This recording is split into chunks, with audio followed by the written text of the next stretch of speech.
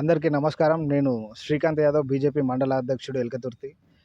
హుస్నాబాద్ నియోజకవర్గంలో మనము కాంగ్రెస్ పార్టీని గెలిపించిన ప్రజలకు పొన్నం ప్రభాకర్ గారు మేము అభివృద్ధి చేసినామని చెప్పుకునే అభివృద్ధి ఎల్కతుర్తిలో ఏంటయ్యా అని అంటే కుడ ద్వారా వచ్చిన 4 కోట్ల నిధులతోని ఇక్కడ ఒక సర్కిల్ ఏర్పాటు చేయడం జరిగింది. ఈ సర్కిల్ ఏర్పాటు చేయడం జరిగిందని అంటే జరిగింది మాత్రమే జరిగింది. ఈ సర్కిల్లో నాణ్యత లేదు. ఇక్కడ ఏర్పాటు చేసిన కుడలి చుట్టూ ఎంత దారుణమైన పరిస్థితి అంటే చెట్లు పెట్టిన 10 రోజులకే ఎండిపోయే పరిస్థితి వచ్చింది. ఇవాళ మీరు చూసినట్టయితే చెట్లను కూడా చూద్దాం మనము.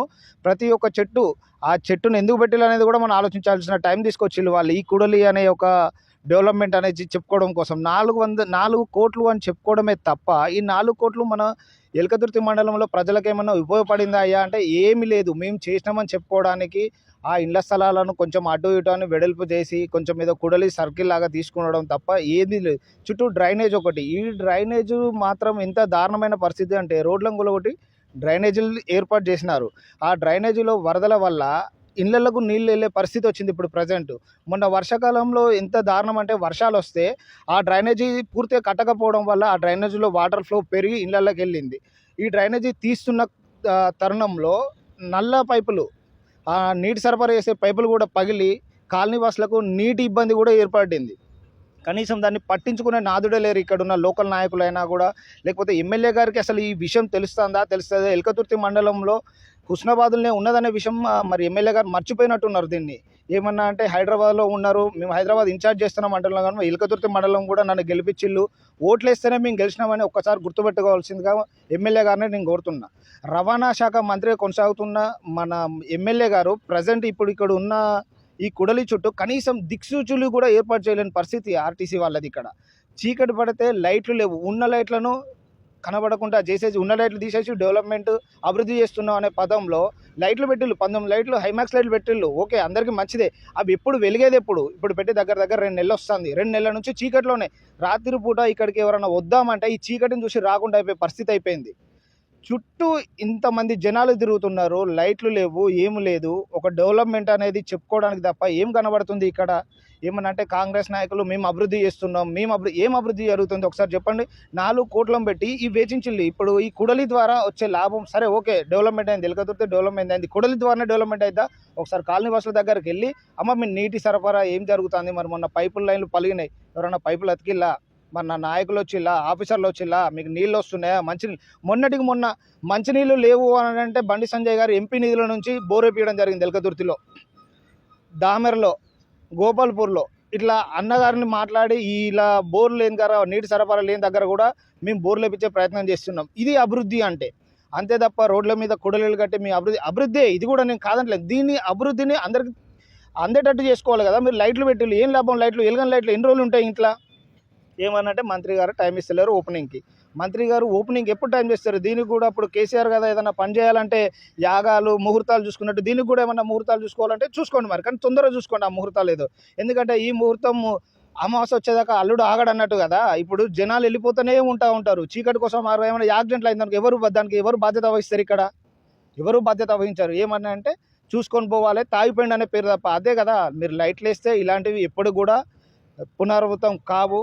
ఇంకొక సమస్య ఏంటంటే ఇక్కడ ఎల్కతుర్తి మండలంలో బస్టాండ్ కుడలి వద్ద ఉన్న పాపం చిరు వ్యాపారులు వాళ్ళ అన్ని డబ్బాలన్నీ తీసేసి మీకు ఒక కాంప్లెక్స్ ఇస్తామని చెప్పిళ్ళు. ఇప్పటి వరకు కాంప్లెక్స్ కాదు కదా, కనీసం ఒక గోడ కూడా నిలబెట్టలేని పరిస్థితి వాళ్ళది. ఇప్పుడు వాళ్ళు ఏమంటారు, కక్కలేక మింగలేక చచ్చిపోతాను వాళ్ళు. ఇప్పుడు చెప్పుకుంటే ప్రభుత్వం వాళ్ళది ఉన్నది, ఒకవేళ కాంప్లెక్స్ కడితే మాకు ఇస్తారో ఇవ్వరో, అడిగితే ఎట్లా, అడగకపోతే మా పరిస్థితుల్లో రోడ్ల మీద వర్షానికి దడుస్తూ ఎండకెండుతూ వాళ్ళు పండ్లు అమ్ముకునే వాళ్ళు, కూరగాయలు అమ్ముకునే వాళ్ళు ఎంత ఇబ్బందులు పడుతున్నారు. ఇంకెన్ని రోజులు ఈ ఇబ్బందులు పెడతారు? అభివృద్ధి పదంలో నడవాలనుకుంటున్నప్పుడు ఇది కూడా ఒక అభివృద్ధి కదా మీ దృష్టిలో. అభివృద్ధి అంటే రోడ్లు వెడల్పు చేసుడు ఒకటే కాదు, కొడలు కట్టడే కాదు కదా, ప్రజల సమస్యలు తీర్చడం అభివృద్ధి. ఆ అభివృద్ధి పదంలో నడవాలంటే ప్రజల సమస్యలు తీర్చండి. మీరు ఫస్ట్ తీర్చిన తర్వాత మేము అభివృద్ధి చేసుకున్నామని చెప్పండి. రాజీవ్ యువ వికాసం ఎక్కడుందా అండి? రాజీవ్ యువ వికాసం ఎక్కడ పోయింది? రాజీవ్ యువ వికాసం ప్రతి ఒక్కరికి మేము రాజీవ్ యువ వికాసం కింద యువతకు మేము ఉపాధి కల్పిస్తాం, బిజినెస్లు పెట్టుకోవడానికి, వ్యాపారం చేసుకోవడానికి మేము ఉపాధి కల్పించి మేము వాళ్లకు సవరణ చేస్తామన్నారు. ఏం చేసి ఇప్పటి వరకు యువ వికాసం అనేది మాటే మర్చిపోయిళ్ళు. 6 నెలలకు ఒక కొత్త పథకం స్టార్ట్ చేసి ఏందయ్యా అంటే పాత పథకాలు మర్చిపోవడానికి కొత్త పథకం. అంతే తప్ప పాత పథకాలు ఏమైనా పునరావృతం అవుతున్నావా? ఏదిలే. వితంతు పెన్షన్లు అన్నారు, వితంతు పెన్షన్లు పోయినాయి. రైతు భరోసా వస్తుందో లేదో, అది వచ్చిన వాళ్ళకే వస్తుంది, రాని వాళ్ళకి లేనే లేదు. ఏందంటే ఇక మేము 10 మందికి వేసినామని చూపెట్టుకోవడం తప్ప రైతు భరోసా లేదు. మీరు పెట్టింది ఇప్పటి వరకు ఒకటి ఏంటంటే ఇంట్లో లొల్లిలు పుట్టించే ఫ్రీ బస్సు టికెట్, అది ఒక్కటే మీరు సక్సెస్ఫుల్ అయ్యారు. ఎందుకంటే అది ఇంట్లో లొల్లిలు పుట్టియాలి కాబట్టి. అభివృద్ధి పదంలో నడవడానికి అనేది ఇప్పటి వరకు ఏం లేదు.